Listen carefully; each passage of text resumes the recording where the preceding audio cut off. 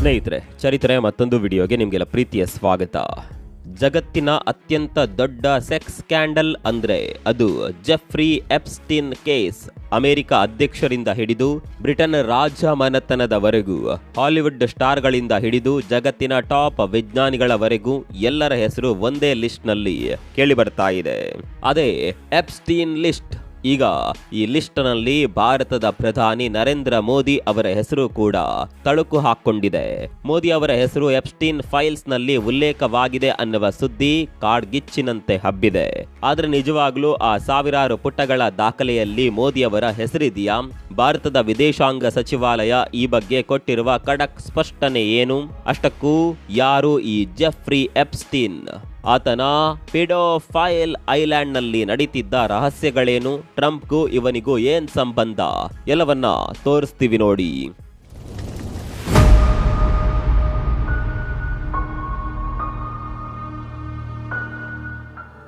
ಮೊದಲಿಗೆ ಇತ್ತೀಚೆಗೆ ಸದ್ದು ಮಾಡುತ್ತಿರುವ ಮುಖ್ಯ ಪ್ರಶ್ನೆಗೆ ಬರೋಣ.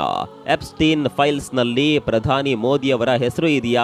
ಉತ್ತರ ಹೌದು, ಹೆಸರು ಉಲ್ಲೇಖವಾಗಿದೆ. ಆದರೆ ನೀವು ಅಂದುಕೊಂಡಿರುವ ಕಾರಣಕ್ಕಲ್ಲ. ಇದರ ಅಸಲಿ ಸತ್ಯವನ್ನ ಎಳೆ ಎಳೆಯಾಗಿ ಬಿಡಿಸಿ ಹೇಳ್ತೀವಿ ಕೇಳಿ. ಅಮೆರಿಕದ ಕೋರ್ಟ್ ಬಿಡುಗಡೆ ಮಾಡಿರುವ ದಾಖಲೆಗಳಲ್ಲಿ ಒಂದು ಇಮೇಲ್ ಸಂಭಾಷಣೆ ಇದೆ. ಅದು ನಡೆದಿರೋದು ಅಮೆರಿಕದ ಅಂದಿನ ಲೇಬರ್ ಸೆಕ್ರೆಟರಿ ಅಲೆಕ್ಸಾಂಡರ್ ಅಕೋಸ್ಟಾ ಮತ್ತು ಇತರರ ನಡುವೆ. ಅಲ್ಲಿ ಮೋದಿ ಅವರ ಹೆಸರು ಬಂದಿರೋದು ಕೇವಲ ಒಂದು ಟೈಮ್ ಲೈನ್ ವಿಚಾರಕ್ಕೆ ಮಾತ್ರ. ಅದು 2017ನೇ ಇಸವಿ ಜುಲೈ ತಿಂಗಳಲ್ಲಿ ಪ್ರಧಾನಿ ಮೋದಿ ಇಸ್ರೇಲ್ಗೆ ಐತಿಹಾಸಿಕ ಭೇಟಿ ನೀಡಿದ್ರು. ಅದೇ ಸಮಯದಲ್ಲಿ ಅಕೋಸ್ಟಾ ಕೂಡ ಅಲ್ಲಿಗೆ ಹೋಗಬೇಕಿತ್ತೋ ಏನೋ. ಆಗ ಅವರು ಮೋದಿ ಅಲ್ಲಿಗೆ ಬರ್ತಿದ್ದಾರೆ, ಹಾಗಾಗಿ ಶೆಡ್ಯೂಲ್ ನಲ್ಲಿ ಬದಲಾವಣೆ ಇದೆ ಅನ್ನುವ ಅರ್ಥದಲ್ಲಿ ಮಾತನಾಡಿದ್ದಾರೆ. ಅಲ್ಲದೆ ಮೋದಿ ಅವರ ಇಸ್ರೇಲ್ ಭೇಟಿಯಲ್ಲಿ ಅಮೆರಿಕ ಅಧ್ಯಕ್ಷ ಟ್ರಂಪ್ ಪ್ರಮುಖ ಪಾತ್ರ ವಹಿಸಿದ್ರು ಅಂತ ಹೇಳಲಾಗಿದೆ. ಅಂದ್ರೆ ಮೋದಿ ಅವರು ಎಪ್ಸ್ಟೀನ್ ಅನ್ನ ಭೇಟಿ ಆಗ್ಲಿಕ್ಕಾಗಲಿ ಅಥವಾ ಆತನ ದ್ವೀಪಕ್ಕೆ ಹೋಗ್ಲಿಕ್ಕಾಗಲಿ ಹೆಸರಿಸಲ್ಪಟ್ಟಿಲ್ಲ. ಕೇವಲ ಆ ದಿನಾಂಕದಂದು ಮೋದಿ ಇಸ್ರೇಲ್ನಲ್ಲಿದ್ದರು ಅನ್ನೋದು ಬಿಟ್ರೆ ಎಪ್ಸ್ಟೀನ್ಗೂ ಮೋದಿಗೂ ಏನೇನು ಸಂಬಂಧ ಇಲ್ಲ. ಈ ಬಗ್ಗೆ ಭಾರತದ ವಿದೇಶಾಂಗ ಸಚಿವಾಲಯ ತುಂಬಾ ಖಾರವಾಗಿ ಪ್ರತಿಕ್ರಿಯಿಸಿದೆ. ವಿದೇಶಾಂಗ ಇಲಾಖೆಯ ವಕ್ತಾರ ರಣಧೀರ್ ಜೈಸ್ವಾಲ್ ಏನಂದಿದ್ದಾರೆ ಗೊತ್ತಾ? ಇದು ಕೇವಲ ಕಸದ ಬುಟ್ಟಿಗೆ ಹಾಕುವಂತಹ ಸುದ್ದಿಗಳು. ಮೋದಿ ಅವರ ಹೆಸರನ್ನ ಈ ಕೇಸ್ಗೆ ತಳುಕು ಹಾಕ್ತಿರೋದು ದುರುದ್ದೇಶ ಪೂರಿತ. ಇದು ಕೇವಲ ಟ್ರಾವೆಲ್ ಶೆಡ್ಯೂಲ್ ಬಗ್ಗೆ ಇರುವ ಉಲ್ಲೇಖವಷ್ಟೇ ಅಂತ ಅವರು ಸ್ಪಷ್ಟಪಡಿಸಿದ್ದಾರೆ. ಸೋಷಿಯಲ್ ಮೀಡಿಯಾದಲ್ಲಿ ಬರ್ತಾ ಇರುವ ರೂಮರ್ಸ್ ಅನ್ನ ನಂಬೋದಕ್ಕೆ ಹೋಗಬೇಡಿ ಅಂತ ಹೇಳಿದ್ದಾರೆ. ಇಲ್ಲಿ ಪ್ರಧಾನಿ ಮೋದಿ ವಿಚಾರ ಕ್ಲಿಯರ್ ಆಯ್ತು. ಈಗ ಈ ಕಥೆಯ ರಿಯಲ್ ವಿಲನ್ ಬಗ್ಗೆ ಡೀಟೇಲ್ ಆಗಿ ತಿಳಿಯೋಣ. ಯಾರು ಈ ಜೆಫ್ರಿ ಎಪ್ಸ್ಟೀನ್? ಮೇಲ್ನೋಟಕ್ಕೆ ಈತ ಒಬ್ಬ ಬಿಲಿಯನೇರ್, ವಾಲ್ ಸ್ಟ್ರೀಟ್ ನ ದಿಗ್ಗಜ, ಹಣಕಾಸು ಸಲಹೆಗಾರ. ಆದರೆ ಈ ಕೋಟ್ ಸೂಟ್ ಹಿಂದಿದ್ದದ್ದು ಒಬ್ಬ ರಾಕ್ಷಸ. ಈತನ ಕರಾಳ ಮುಖ ಜಗತ್ತಿಗೆ ಗೊತ್ತಾಗಿದ್ದು 2005-6ರ ಸುಮಾರಿಗೆ ಫ್ಲೋರಿಡಾದ ಪಾಮ್ ಬೀಚ್ ನಲ್ಲಿರುವ ಈತನ ಮನೆಯಲ್ಲಿ 10 ಅಪ್ರಾಪ್ತ ಬಾಲಕಿಯರ ಮೇಲೆ ಲೈಂಗಿಕ ದೌರ್ಜನ್ಯ ನಡೆದಿದೆ ಅನ್ನೋದು ಬೆಳಕಿಗೆ ಬಂತು. ಆದ್ರೆ ಆಗ ಏನಾಯ್ತು ಗೊತ್ತಾ? ಈತನ ಪವರ್ ಎಷ್ಟಿತ್ತೆಂದ್ರೆ 2008ರಲ್ಲಿ ಒಂದು ಸೀಕ್ರೆಟ್ ಡೀಲ್ ಮಾಡ್ಕೊಂಡ.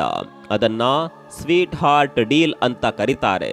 ಜೀವಾವಧಿ ಶಿಕ್ಷೆ ಆಗಬೇಕಿದ್ದವನಿಗೆ ಕೇವಲ 13 ತಿಂಗಳು ಜೈಲು ಶಿಕ್ಷೆ ಆಯಿತು. ಅದು ಕೂಡ ಬೆಳಗ್ಗೆ ಜೈಲಿನಿಂದ ಹೊರಬಂದು ಆಫೀಸ್ನಲ್ಲಿ ಕೆಲಸ ಮಾಡಿ ರಾತ್ರಿ ಜೈಲಿಗೆ ಹೋಗುವಂತಹ ಲಕ್ಸುರಿ ಶಿಕ್ಷೆ. ಆದರೆ ಪಾಪದ ಕೊಡ ತುಂಬಲೇಬೇಕಲ್ವಾ? 2019ರಲ್ಲಿ ಮತ್ತೆ ಅರೆಸ್ಟ್ ಆದ. ಈ ಬಾರಿ ಫೆಡರಲ್ ಕೋರ್ಟ್ ಬಿಡ್ಲಿಲ್ಲ.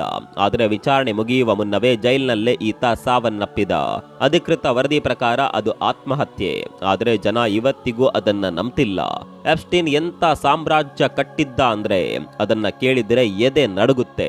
ಕೆರೆಬಿಯನ್ ಸಮುದ್ರದಲ್ಲಿ ಈತನಿಗೊಂದು ಸ್ವಂತ ದ್ವೀಪ ಇತ್ತು. ಅದರ ಹೆಸರು ಲಿಟಲ್ ಸೆಂಟ್ ಜೇಮ್ಸ್. ಆದ್ರೆ ಲೋಕಲ್ ಜನ ಇದನ್ನ ಕರಿತಾ ಇದ್ದಿದ್ದು ಪಿಡೋಫೈಲ್ ಐಲ್ಯಾಂಡ್ ಅಂತ, ಅಥವಾ ಸಿನ್ ಐಲ್ಯಾಂಡ್ ಅಂದ್ರೆ ಪಾಪದ ದ್ವೀಪ ಅಂತ ಅರ್ಥ. ಅಲ್ಲಿಗೊಮ್ಮೆ ಹೋದ್ರೆ ಅಲ್ಲಿ ಯಾವ ಕಾನೂನು ಇರ್ತಾ ಇರಲಿಲ್ಲ. ಅಲ್ಲಿ ಒಂದು ವಿಚಿತ್ರವಾದ ದೇವಸ್ಥಾನದಂತಹ ಕಟ್ಟಡ ಇತ್ತು. ಅದರ ಕೆಳಗೆ ಬಂಕರ್ಗಳಿವೆ. ಅಲ್ಲಿಯೇ ಎಲ್ಲ ಅನಾಚಾರಗಳು ನಡೀತಿತ್ತು ಅನ್ನೋದು ಸಂತ್ರಸ್ತರ ಮಾತು. ಇನ್ನು ಈ ದ್ವೀಪಕ್ಕೆ ಹೋಗೋದಕ್ಕೆ ಈತ ಬಳಸ್ತಾ ಇದ್ದ ವಿಮಾನ ಬೋಯಿಂಗ್ 727. ಇದಕ್ಕೆ ಅಮೆರಿಕದ ಮೀಡಿಯಾ ಇಟ್ಟ ಹೆಸರು ದಿ ಲೋಲಿಟಾ ಎಕ್ಸ್ಪ್ರೆಸ್. ಈ ವಿಮಾನದಲ್ಲಿ ಬೆಡ್ಗಳಿವೆ. ಐಷಾರಾಮಿ ಸೌಲಭ್ಯಗಳಿವೆ. ಜಗತ್ತಿನ ಮೂಲೆ ಮೂಲೆಗಳಿಂದ ಬಡತನದಲ್ಲಿರುವ ತಂದೆ ತಾಯಿ ಇಲ್ಲದ ಹೆಣ್ಣು ಮಕ್ಕಳನ್ನ ಮಾಡೆಲಿಂಗ್ ಚಾನ್ಸ್ ಕೊಡ್ತೀವಿ ಅಂತ ನಂಬಿಸಿ ಈ ವಿಮಾನದಲ್ಲಿ ಕರೆತರಲಾಗ್ತಾ ಇತ್ತು. ಅವರನ್ನ ಕೇವಲ ಎಪ್ಸ್ಟೀನ್ ಅಷ್ಟೇ ಅಲ್ಲ, ಆತನ ಶ್ರೀಮಂತ ಗೆಳೆಯರು ಕೂಡ ದುರ್ಬಳಕೆ ಮಾಡಿಕೊಳ್ಳುತ್ತಿದ್ರು ಅನ್ನುವ ಆರೋಪಗಳಿದೆ. ಈಗ ಕೋರ್ಟ್ ಬಿಡುಗಡೆ ಮಾಡಿರೋದು ಇದೇ ಕೇಸ್ನ ಅನ್ಸೀಲ್ಡ್ ಡಾಕ್ಯುಮೆಂಟ್ಸ್. ಇದು ವರ್ಜೀನಿಯಾ ಜುಫ್ರೆ ಎಂಬ ಸಂತ್ರಸ್ತೆ ಹಾಕಿದ್ದ ಕೇಸ್ನ ದಾಖಲೆಗಳು. ಇದರಲ್ಲಿರುವ ಹೆಸರುಗಳು ಜಗತ್ತನ್ನೇ ಶಾಕ್ ಮಾಡಿವೆ. ಯಾರ್ಯಾರಿದ್ದಾರೆ ಈ ಲಿಸ್ಟ್ ನಲ್ಲಿ?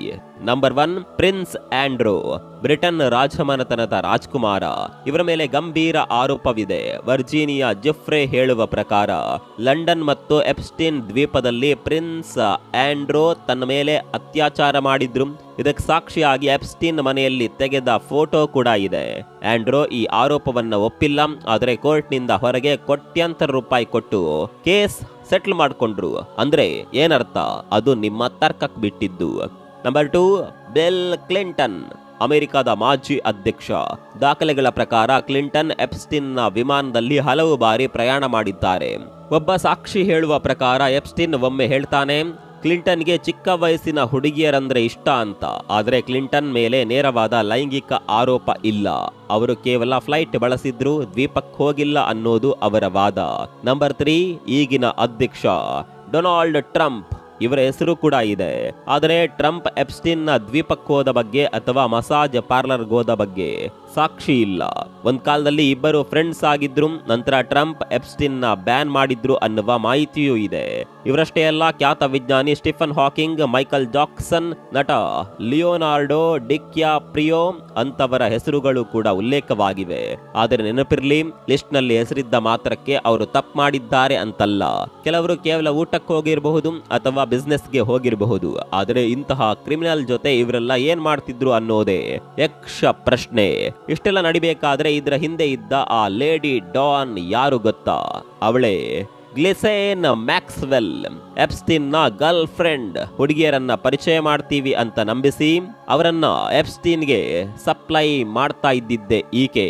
ಸದ್ಯಕ್ಕೆ ಎಪ್ಸ್ಟೀನ್ ಸತ್ತೋಗಿದ್ದಾನೆ, ಆದರೆ ಮ್ಯಾಕ್ಸ್ವೆಲ್ಗೆ 20 ವರ್ಷ ಜೈಲು ಶಿಕ್ಷೆಯಾಗಿದೆ. ಈಗ ಹೊರಬಂದಿರುವ ಎಲ್ಲಾ ಸತ್ಯಗಳು ಆಕೆಯ ಕೇಸ್ನಿಂದಲೇ. ಕೊನೆಯದಾಗಿ, ಎಪ್ಸ್ಟೀನ್ ಫೈಲ್ಸ್ ಕೇವಲ ಅಮೆರಿಕದ ಸಮಸ್ಯೆ ಅಲ್ಲ.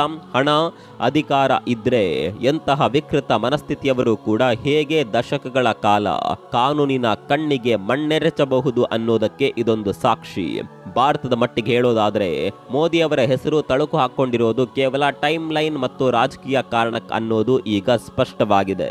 ಆದರೆ ಜಗತ್ತಿನ ಎಷ್ಟೋ ದೊಡ್ಡ ತಲೆಗಳು ಇಂದು ನಿದ್ದೆಗೆಟ್ಟಿರೋದಂತೂ ಸತ್ಯ.